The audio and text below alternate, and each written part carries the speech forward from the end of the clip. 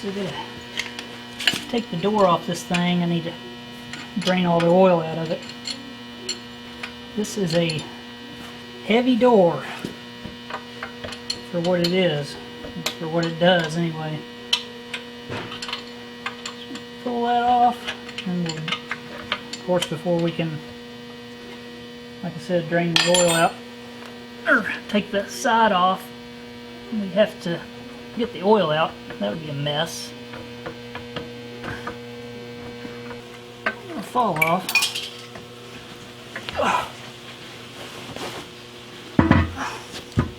It's a heck of a door. There she is. I'll take this, set it outside where it won't fall and bust. But here's where we gotta drain the main casting oil out of this thing. So we'll do that. Oil out of this thing, and that is not a very access-friendly place to put that. Maybe I'll adapt it to some sort of 90-degree valve or something.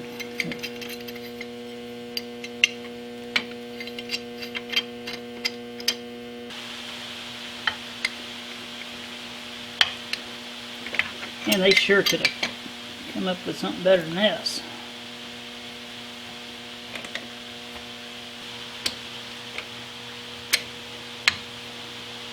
There we go. Just going to start draining it in this. Hopefully it doesn't come shooting out of there like a water hose.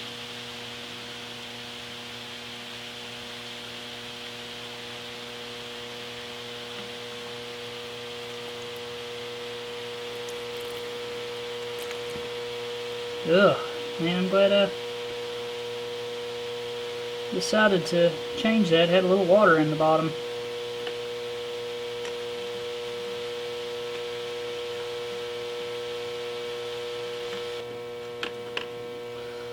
Put this in a bucket and get the rest out. At least it has oil in it. That's a positive thing.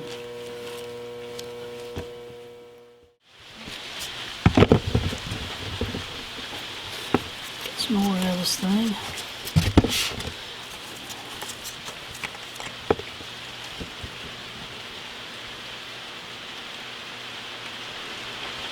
Here comes the rain.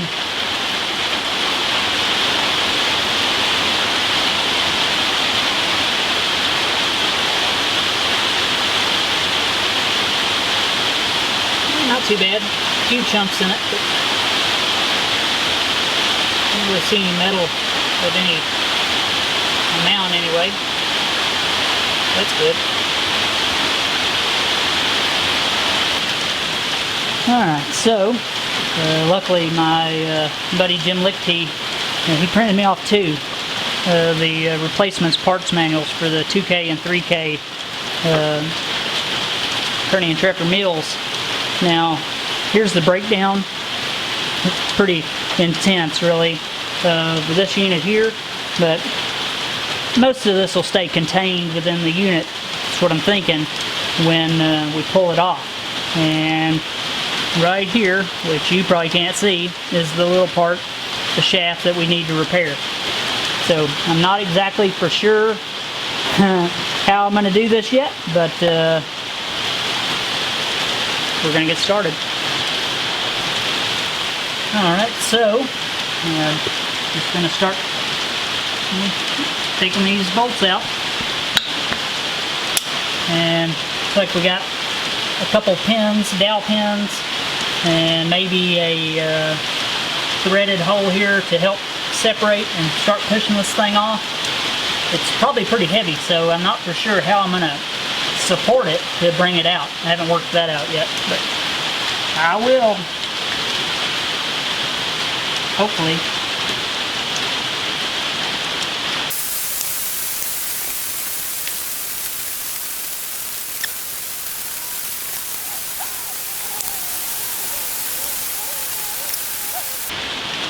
Now the parts manual does not tell you how to take it apart. It just shows you, the pieces. So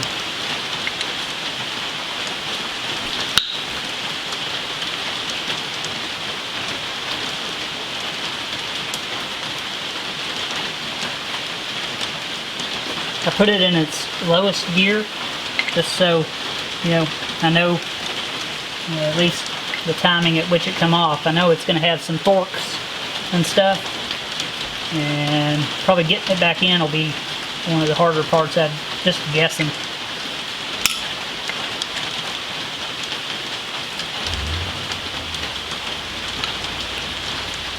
That's a longer one. Well, it makes sense.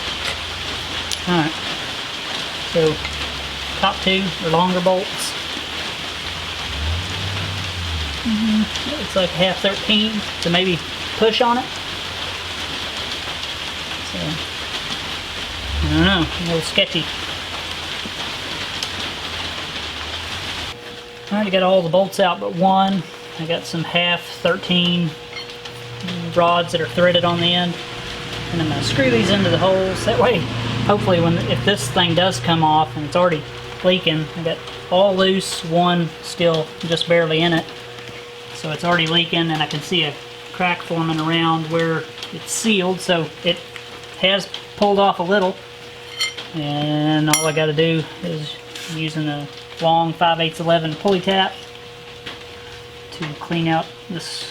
I guess it's a pusher hole, I'm just not for sure, but it's got all kinds of goo in it. Clean it all out a little.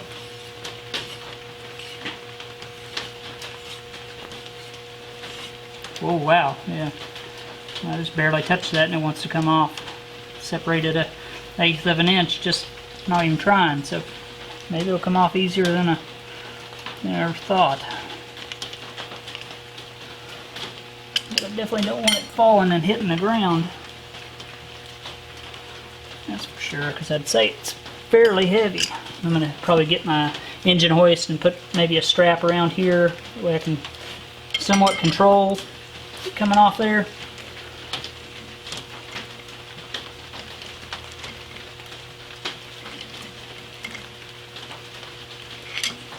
I'm going to get set up and I'll bring you back and we'll see if we can't slide this thing out a little bit. So I got all the bolts out of it and I'm rigged from the ceiling with just a strap around this. I mean, there's no good way to hold this thing, at least until I can get it out enough to where I can get a nut and a bolt through here that I can tie onto. But right now, really all I have is this pusher stud and these to hopefully keep it in line somewhat. Just gonna, it's separating there big time.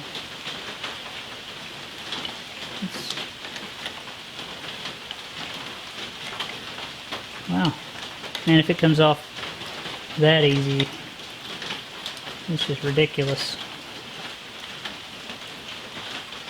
I'm gonna have to get a longer pusher there, I think. Wedge on these seal surfaces too much.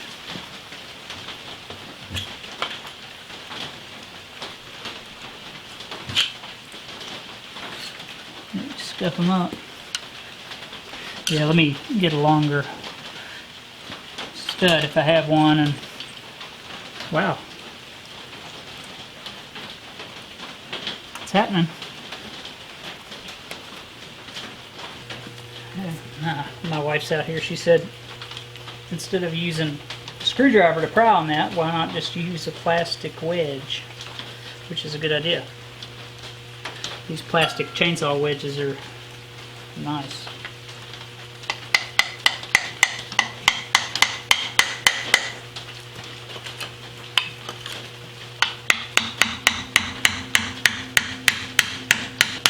It's coming off easy. I don't feel like I'm pulling on anything that I shouldn't, you know, or prying heavy on anything. It's moving. I mean, it's heavy weight, so I don't expect it to necessarily fall off. But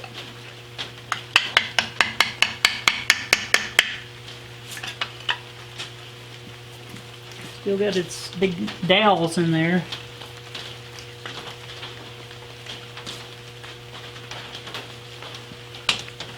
Okay, that's still free.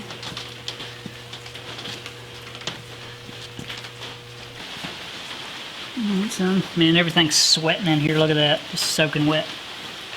And I am still kind of pulling on this thing. I'm just being real light. I mean, I don't want to damage nothing. I just want it to come off on its own, really.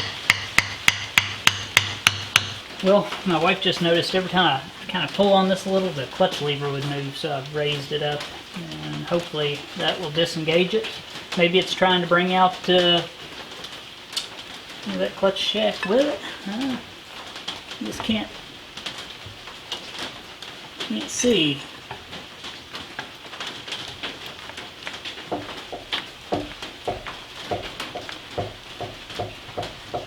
Definitely something's holding it.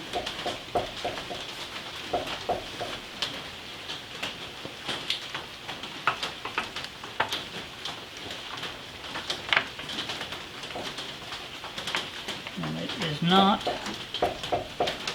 Oh well, will you please wiggle this so I can look inside that. Just hold on just a second until I get over here, and I'm going to look inside the other access, see if I can see what's the deal. Go ahead.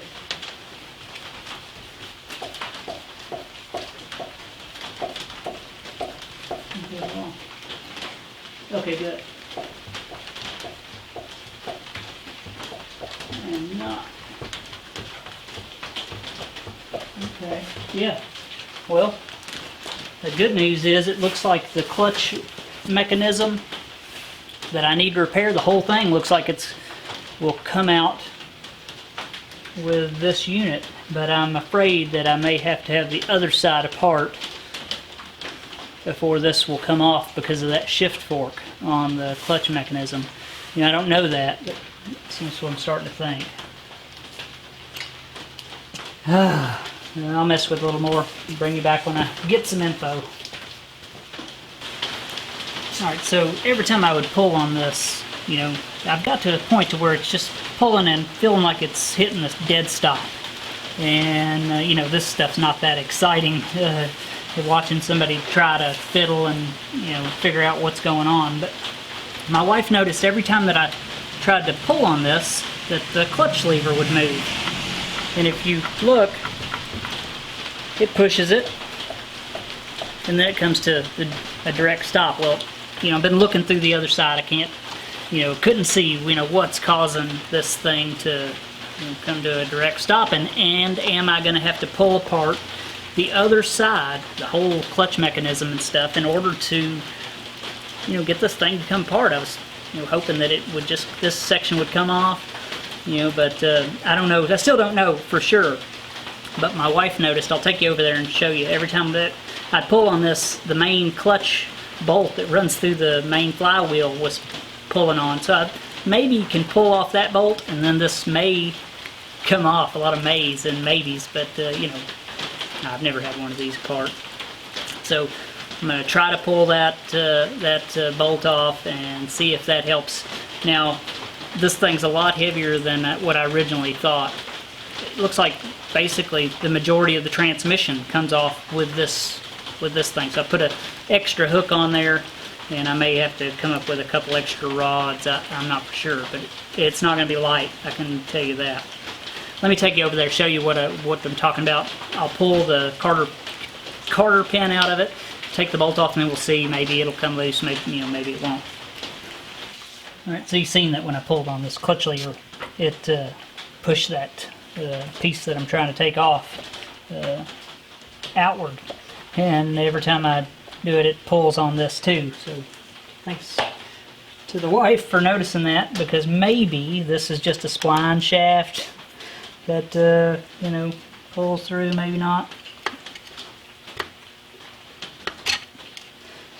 Pull this Carter pin out and take this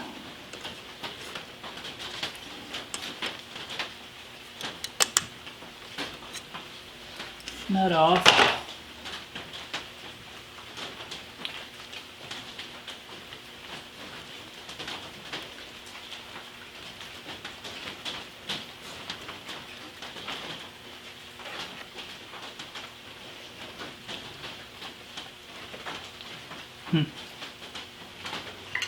And maybe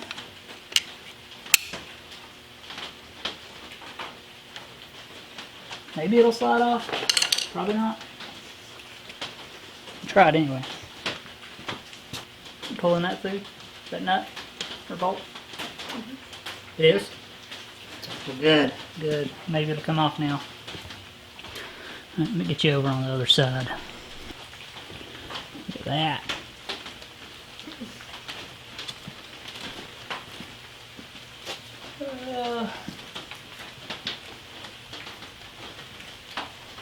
Is it pulling through?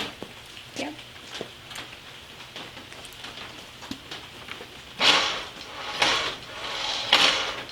And I don't like this electric hoist for this.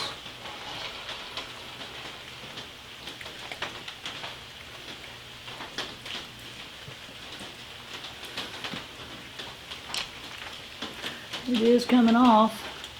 I'm just a bit afraid that it's going to be so heavy that it's, you know,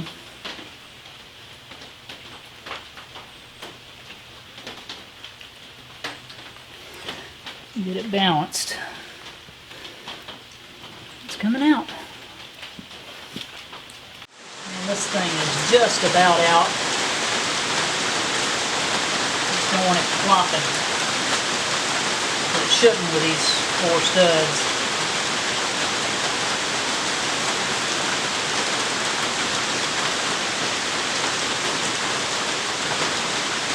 And check that out. I know how I'm going to put it back together anyway with these long studs. Wow, pretty interesting in there. Here's my broken shaft. Let me bring you over here and show you that. There's our shaft where it's broke. This is supposed to be connected here. And I'm either going to make a new one or try to repair this one. I may just make a new one. I don't know. We'll see. And everything is soaking wet with this rain. Everything's sweating. It's a big temperature change. But there you go. I need to get this thing out of here and get it safely on the floor. But kind of sketchy.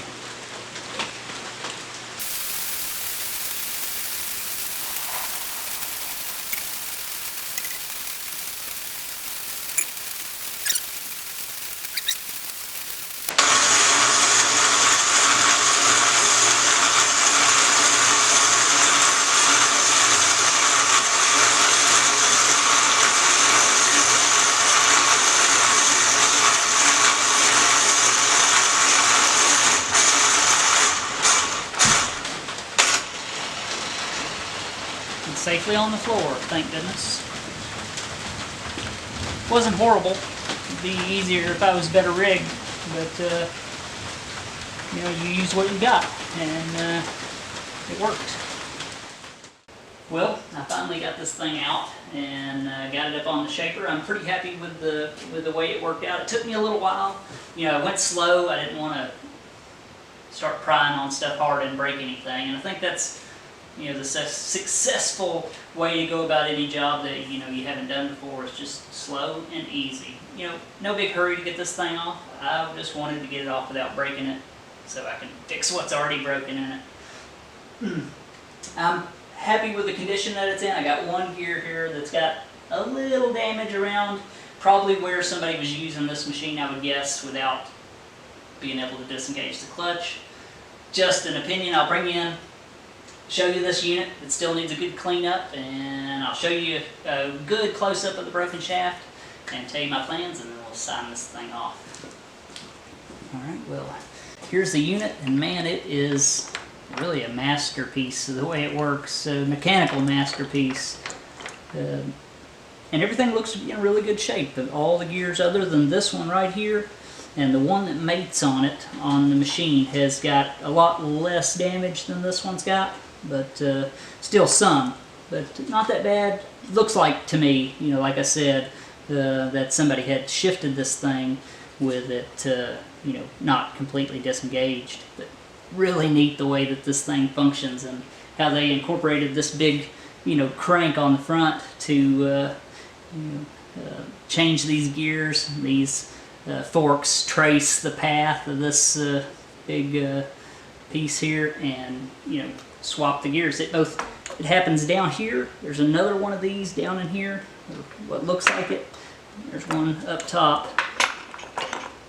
So really neat.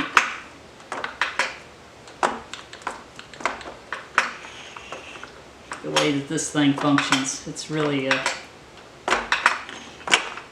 and how it keeps everything in time. You know, this thing, of course, when it was designed, was all on paper. So those guys were true craftsmen and intelligent guys, for sure. I couldn't imagine trying to do that. And here's our broken shaft. You can see this shift fork. We've got our brake here and the shift fork. I'm not exactly sure what this shaft here is, but anyway, here's our shaft that's broken. You can see it's supposed to be connected. And I originally thought that I was going to drill this, thread it, screw it together, weld it heavy. At this moment, I don't think I'm going to do that, simply because I don't like this design. This shaft is way off to the side, and it's got a big, it's acting as a lever on that shaft, and it's really torquing it hard. So, you know, it'd have to be a great weld-up job to hold. I think my best bet is to just make a complete new shaft. So that's the plan, I think, and I'm excited to get started on this thing, man. That's not going to be too bad. It's got a big spring detent here. This is big, so we'll have to, you know, get it situated where we can work on it good and stuff. But there it is. It's out, and I bet you now that I could probably pull this out in 30 minutes. You know, took me probably 4 hours, 3 hours first time. But now that I know how it comes off, you know, it's actually pretty easy. A lot easier than you would think. Just kind of heavy and awkward. Well guys, I think that's it this week. The video is already 3 times too long, but that's the way I usually always do them, unfortunately. Just want to share as much as I can and get as much done as I can with the time that I have available. So this is what you get. So thanks for watching, guys. Keep in mind, I need a camera.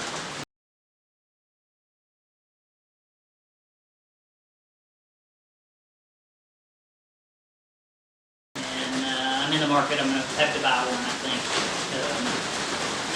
That and a gimbal.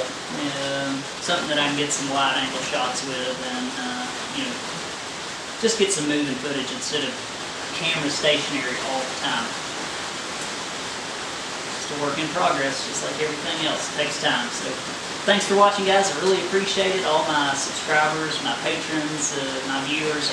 You know, you guys are awesome. And if you need anything, you can contact me through my email up here, and make sure to click on my little guy to subscribe to the channel and hit the bell for notifications, otherwise you won't know when I upload a new video. So thanks for watching, guys, and I'll see you next time.